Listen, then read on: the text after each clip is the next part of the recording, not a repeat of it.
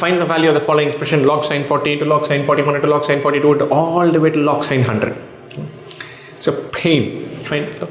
So all of these numbers are, I want to pair these numbers. I said log 40 will be linked with log 50, sine 40 and sine 50, sine 40 and cos 40, cos 40 is sine 50, something linked like that.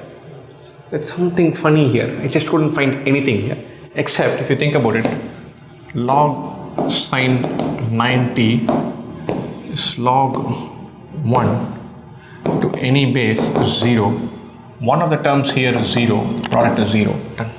Beautiful, rather beautiful, fantastic. And one of those trick questions, right? So your kids, we used to give kids these questions saying x minus a into x minus b into x minus c all the way till x minus z. What is the maximum value it can take? Then x minus x sitting there going to 0, so put it as 0. Introduction to algebra used to be this fun question. This question is rather like that, especially after a bunch of very complicated questions. This one comes in, should say, okay, I'm taking these free marks.